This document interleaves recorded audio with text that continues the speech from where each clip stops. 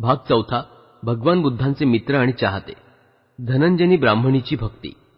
तथागतांचे पुष्कळ मित्र आणि चाहते होते. त्यात धनंजयनी होती. ती एका भारद्वाज ब्राह्मणाची पत्नी होती.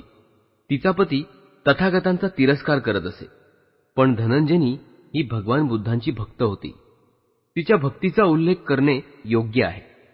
एकदा भगवान बुद्ध राजगृहातील वेळुवनातील कलंदक निवास विहारात राहत होते. त्यावेळी एक भारद्वाज कुळातील ब्राह्मणांची धनंजयनी नावाची ब्राह्मण पत्नी आपल्या पतीसमवेत राजगृहात राहत होती. तिचा पती तथागतांचा तीव्र विरोधक होता, पण धनंजयनीची मात्र बुद्ध, धम्म आणि संघ यावर दृढ श्रद्धा होती. या वीररत्नांची स्तुती करण्याचा तिचा प्रघात होता. जेव्हा जेव्हा ती अशी स्तवनं करू लागे, तेव्हा तेव्हा तिचा पती कान झाकून घेत असे. एकदा त्याच्याकडे पुष्कळ ब्राह्मण भोजनास यावेचे होते. तेव्हा त्याने तिला विनंती केली, दुसरे काय हवं ते कर, पण भगवान बुद्धांची स्तुती करून अभ्यासकांना दुखवू नकोस. असले वचन देण्यास धनंजयनी तयार नव्हती. तेव्हा खजीराने केळाचे तुकडे करतात तसं तुझं करेन अशी धमकी त्याने त्याला दिली. ती आत्मबलिदान करण्यास तयार झाली आणि अशा प्रकारे आपले वाक स्वातंत्र्य राखून तिने बुद्धस्तवनाच्या 500 गाथा म्हणण्यास प्रारंभ करतात त्या ब्राह्मणाने बिनशर्त पराजय मान्य केला. भोजनपात्रे आणि सोनेरी चमचे ठेवण्यात आले आणि अतिथी भोजनाला बसले. अतिथींना भोजन वाढताना तिची प्रभावी भावना जागृत झाली आणि मध्येच वेळुवनाकडे तोंड करून तिने त्रिरत्न स्तवन म्हटले. अपमानित अतिथी पानावरून उठले आणि एका नास्तिकेच्या उपस्थितीने अपवित्र झालेले अन्न थुंकून टाकून ते चालते झाले. मेजवानीचा बेरंग झाल्यामुळे ब्राह्मणांनी ब्राह्मणीची खरडपट्टी काढली. आपल्या पतीला भोजन वाढताना तिने त्रिरत्नाचे स्तवन केले. बुद्धांना वंदन असो, धम्माला वंदन असो, संघाला वंदन असो. तिने असे स्तवन केल्यावर भारद्वाज ब्राह्मणाला फार राग आला आणि तो तिला म्हणाला, चांडाळणी, प्रत्येक वेळी त्या बोडक्या बैरागाड्याची स्तुती तू गात असतेस. थांब चांडाळणी, तुझ्या त्या गुरुला जाऊन मी चांगलाच धडा शिकवतो. धनंजयनी म्हणाली, हे ब्राह्मणा, सदैव समर सब्रह्म अशा या लोकात त्या अहर्त सम्यक संबुद्ध तथागतांना अशा तऱ्हेने बोलू शकेल असा कोणी श्रमण ब्राह्मण देव अथवा पुरुष असेल असं मला वाटत नाही. तरी सुद्धा हे ब्राह्मणा, तू त्यांच्याकडे जा, म्हणजे तुला समजेलच. तेव्हा तो गांजलेला आणि अप्रसन्न झालेला ब्राह्मण तथागतांचा शोध घेण्यासाठी निघाला. त्यांच्यासमोर आल्यावर त्याने मित्रत्वाने आणि विनयशीलतेने त्यांना अभिवादन केले आणि कुशलाची पुच्छा करून तो एका बाजूला बसला. अशा रीतीने बसल्यावर त्याने तथागतांना या पद्धतीने प्रश्न विचारले. सुखी जीवनासाठी कशाची हत्या करावी? अधिक रडावे लागू नये म्हणून कशाची हिंसा करावी? गौतमा, असं काय आहे ज्याच्या हत्येचे तू सर्वात अधिक समर्थन करतोस? तथागतांनी उत्तर दिलं, सुखप्रद जीवासाठी क्रोधाची हत्या केली पाहिजे. अधिक रडावे लागू नये यासाठी क्रोधाची हिंसा केली पाहिजे.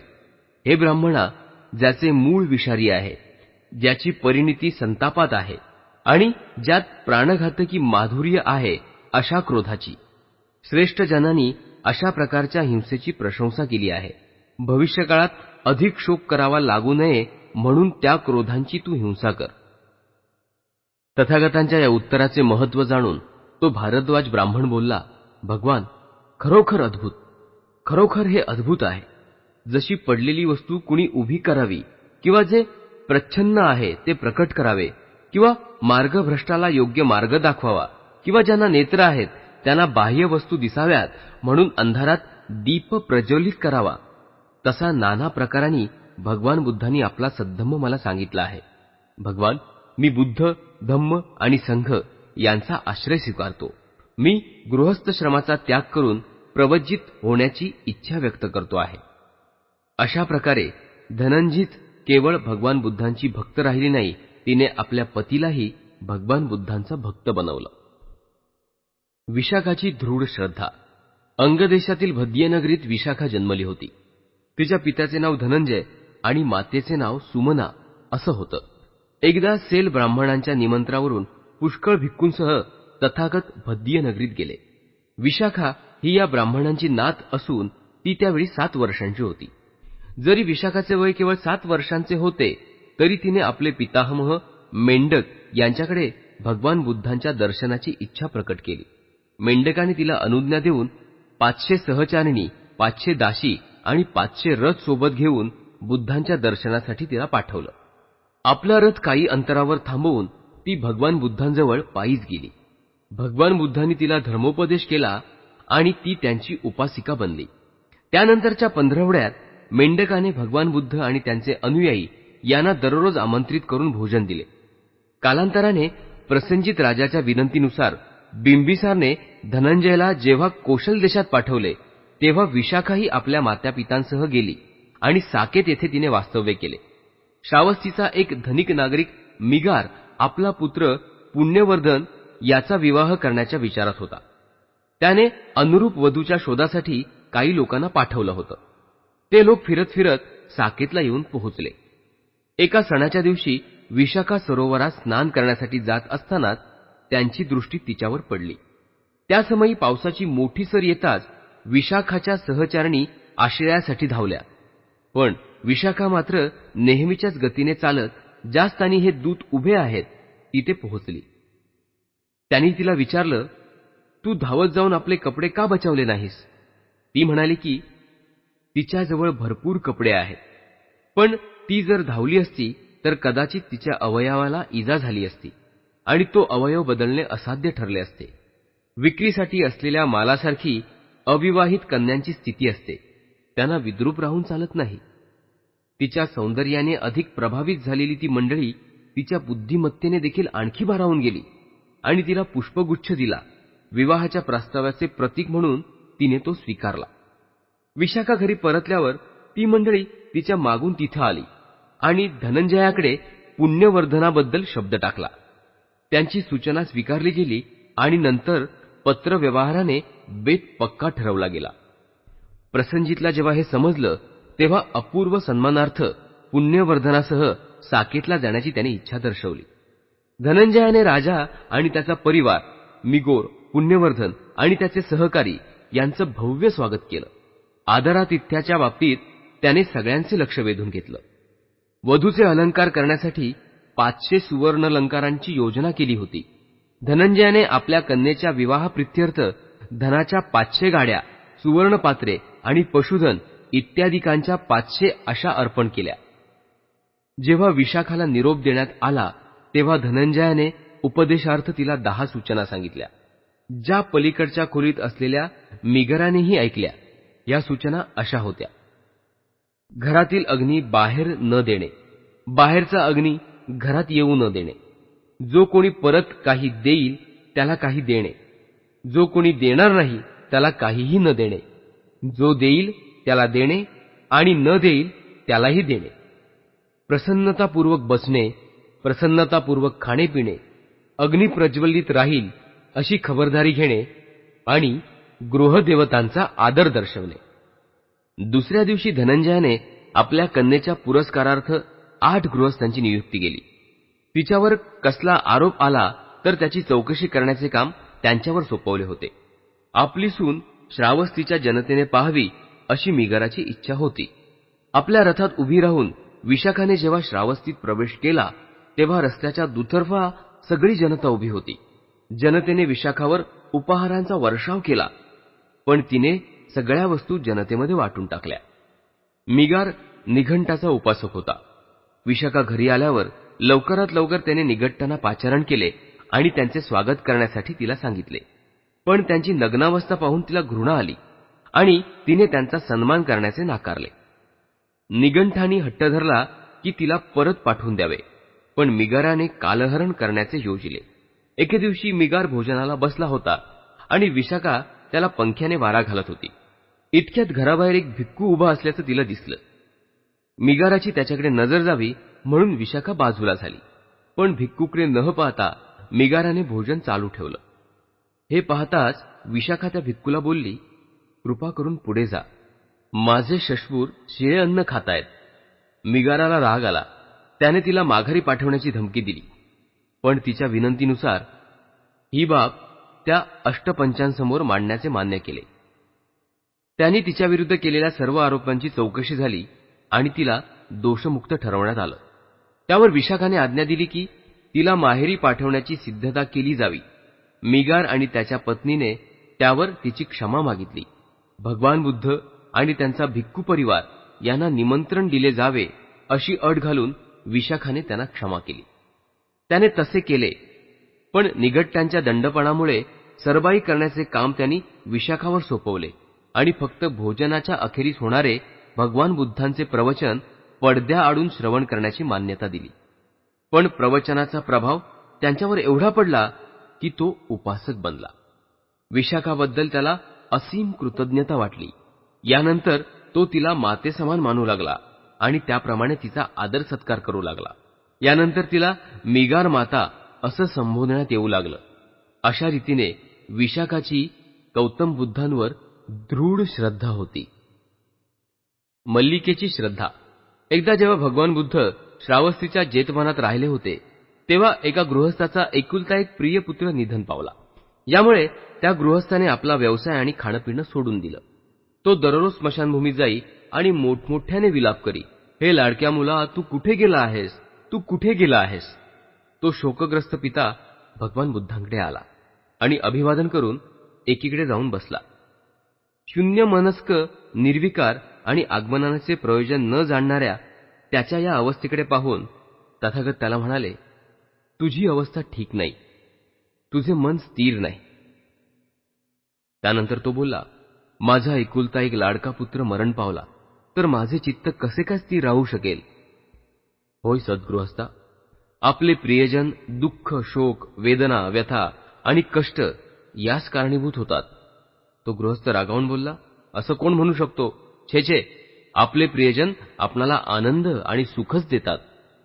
असं बोलून भगवान बुद्धांच्या शब्दांचा धिक्कार करून तो रागाने उठला आणि निघून गेला. जवळपास काही जुगारी द्यूत खेळत होते. तो गृहस्थ त्यांच्याकडे गेला आणि श्रमण गौतमास आपली शोककथा आपण सांगितली आणि त्यावर त्यांनी काय उत्तर दिले आणि आपण रागाने तिथून कसे निघून आलो हे त्याने त्यांना निवेदन केलं. जुगारी म्हणाले, तुझं म्हणणं बरोबर आहे. आपले प्रियजन हे आपल्या आनंदाचे आणि सुखाचे उगमस्थान आहेत. त्या गृहस्थाला ते जुगारी आपल्याच मताचे असल्याबद्दल बरे वाटले. हळूहळू ही गोष्ट पसरत पसरत राजाच्या अंतपुरापर्यंत जाऊन पोहोचली. राजाने मल्लिकेला सांगितले, तुझे श्रमण गौतम म्हणतात की प्रियजन हे दुःख, शोक, वेदना, व्यथा आणि कष्ट यांना कारणीभूत होतात. महाराज, जर तथागत तसं म्हणत असतील तर ते रास्तच आहे. मल्लिके, असा एखादा शिष्य गुरुच्या प्रत्येक वचनाला होय, बरोबर आहे असं म्हणून मान्यता दर्शवतो, तसंच श्रमण गौतम जे जे बोलतात ते जर तथागत असं म्हणाले असतील तरच ते रास्त आहे असं बोलून तू मान्यता दर्शवतेस, तिथून चालती हो. तेव्हा मल्लिकेने नलिध्यान ब्राह्मणाला पाचारण केले आणि सांगितले की भगवान बुद्धांच्याकडे जा. आपल्या वतीने त्यांना शिरसाष्टांग प्रणिपात कर. त्यांचे कुशल विचार आणि ते म्हणतात असे जे सांगितले जाते ते खरे आहे की नाही याची चौकशी कर आणि जे काय बोलतील ते तसंच मला नीट सांग. राणीच्या आज्ञाच्या परिपालनार्थ तो ब्राह्मण निघाला आणि तथागतांकडे जाऊन त्यांना ते तसे बोलले की नाही असं त्यांनी विचारलं. होय ब्राह्मणा, आपले प्रियजन आपणाला दुःख, शोक, वेदना, व्यथा आणि कष्ट देतात. हा पहा पुरावा. एकदा या श्रावस्तीत एका स्त्रीची माता मरण पावली.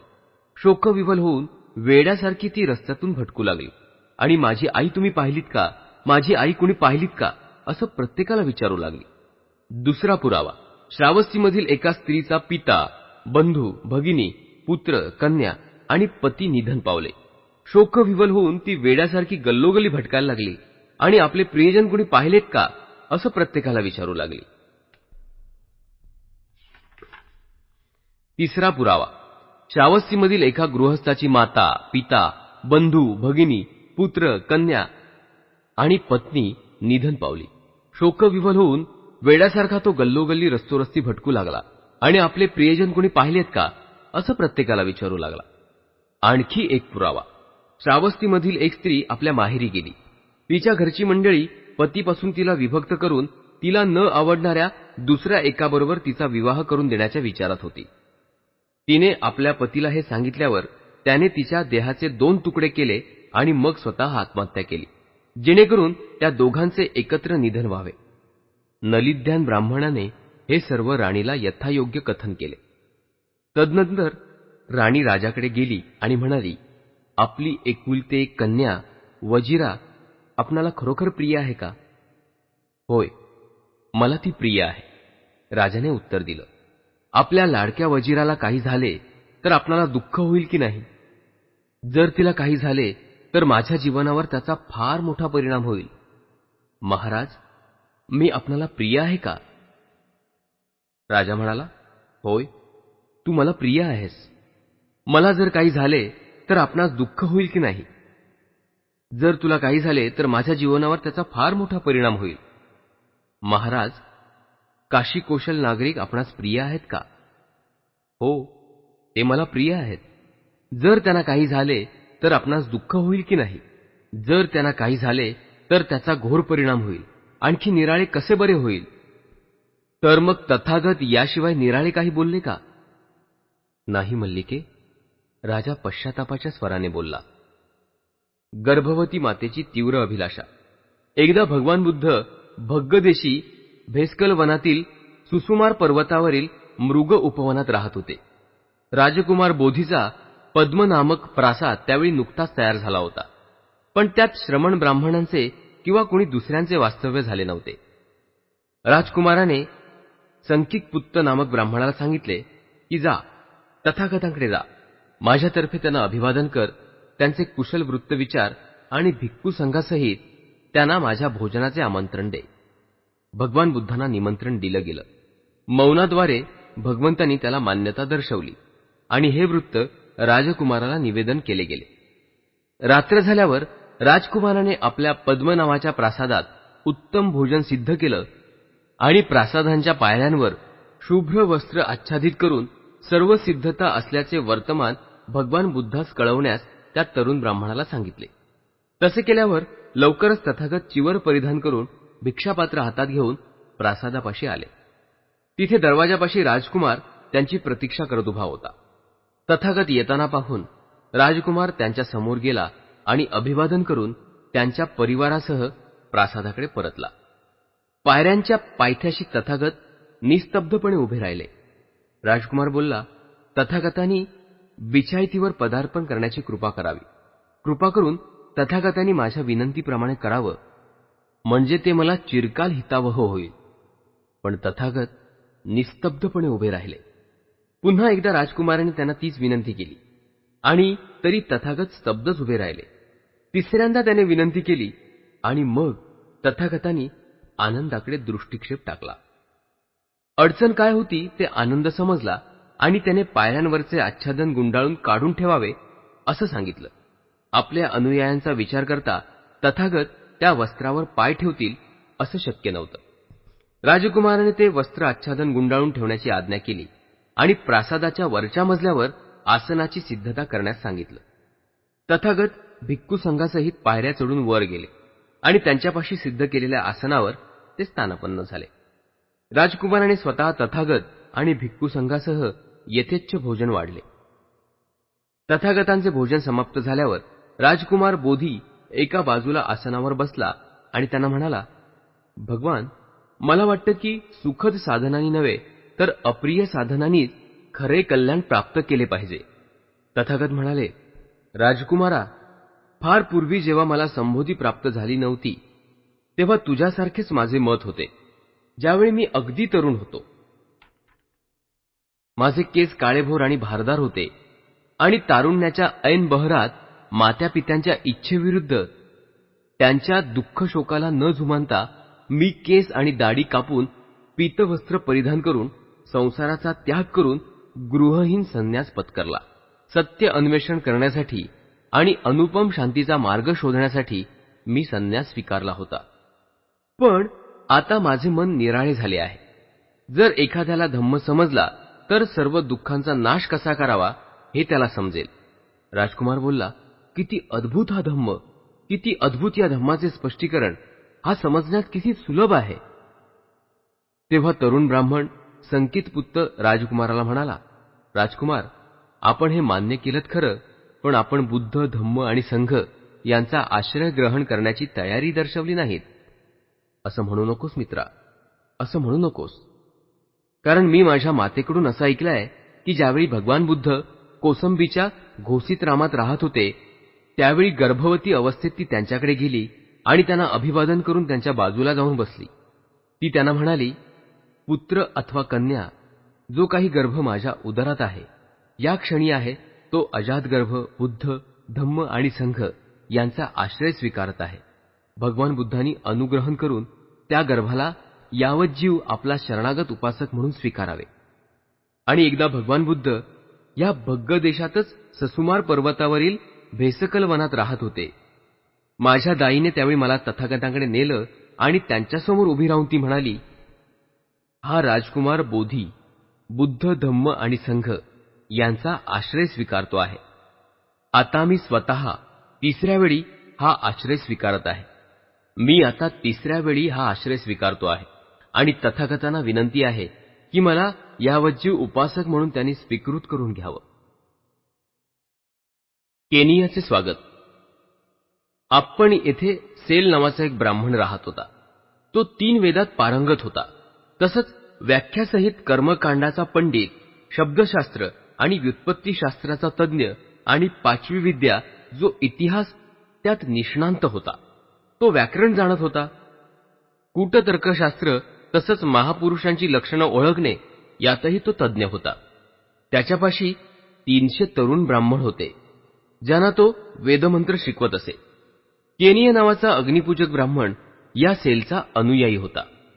आपल्या 300 शिष्यांसह सेल त्याच्याकडे गेला. त्यावेळी तिथे अग्निपूजक वेगवेगळ्या उपक्रमात व्यग्र होते आणि स्वतः केनिय मेजवानीची खास व्यवस्था करण्यात गुंतला होता. हे पाहताच ब्राह्मण केनियाला म्हणाला, हे सर्व काय चाललंय? ही विवाह भोजनाची तयारी आहे की यज्ञाची सिद्धता? मगध नरेश बिंबिसार सपरिवार उदयिक भोजनास येणार आहेत की काय? सेल, ही विवाह भोजनाची तयारी नाही किंवा राजाच्या मेजवानीचीही तयारी नाही, पण मी एक मोठा यज्ञ आयोजिला आहे. कारण श्रमण गौतम आपल्या भिक्षाटन यात्रेत 1250 भिक्खूंसह आपण येथे आले आहेत. श्रमण गौतमांच्या बाबतीत अशी कीर्ती प्रसूत आहे की ते सम्यक संबुद्ध आहेत. त्यांनाच भिक्खू संघासह मी उदयिक भोजनाचे निमंत्रण दिलं आहे. ही जी मेजवानीची सिद्धता दिसतेय ना, ती त्यांच्यासाठीच आहे. सेल म्हणाला, केनिय, तू त्यांना सम्यक संबुद्ध असं संबोधतोस काय? होय, केनिय बोलला. केनिय, तू खरोखरच असं म्हणालास? होय, मी तसंच म्हणालो. राजा प्रसेनजितची स्तुती. एकदा भगवान बुद्ध श्रावस्तीमध्ये अनाथ पिंडकांच्या जेतवनात राहत होते. त्यावेळी कौशल नरेश प्रसेनजित हा लुटुपुटूच्या युद्धात विजय मिळवून आपला हेतू साध्य करून परतला होता. उद्यानाजवळ पोहोचल्यावर तो तिथं वळला. जिथपर्यंत रथ जाऊ शकत होता तिथपर्यंत तो रथातून पुढे गेला आणि नंतर पायाने उद्यानात चालत गेला. तेव्हा काही भिक्खू खुल्या हवेत शतपावली करत होते. कौशल नरेश प्रसेनजित त्या भिक्खूंकडे गेला आणि म्हणाला, भन्ते, या समयी अहर्त सम्यक संबुद्ध तथागत भगवान बुद्ध कोणत्या स्थळी आहेत? मी त्यांचं दर्शन घेऊ इच्छितो. महाराज, त्यांचा निवास पलीकडे आहे. दरवाजा बंद आहे. आपण न घाबरता शांतपणे तिकडे जा. व्हरांड्यात प्रवेश करा, खाकरल्यासारखे करा आणि दरवाजाची कडी वाजवा. तथागत दरवाजा उघडतील. त्यांनी सांगितल्याप्रमाणे राजा प्रसेनजित त्या निवासामध्ये गेला, खाकरला आणि त्याने दरवाजाची कडी वाजवली. तथागतांनी दार उघडलं. मग प्रसेनजितने त्यांच्या निवासात प्रवेश केला आणि तथागतांना त्याने शिरसाष्टांग वंदन केलं. त्यांच्या पदमलांचे चुंबन घेतलं आणि हाताने ते स्पर्शिलं आणि आपल्या आगमनाची सूचना दिली. भगवान, मी कौशल नरेश प्रसेनजित आलो आहे. भगवान बुद्धांनी विचारलं, पण महाराज, या देहात असं काय वैशिष्ट्य आहे की इतक्या गाढ मानवतेने या देहाला आपण भावपूर्ण वंदन करत आहात?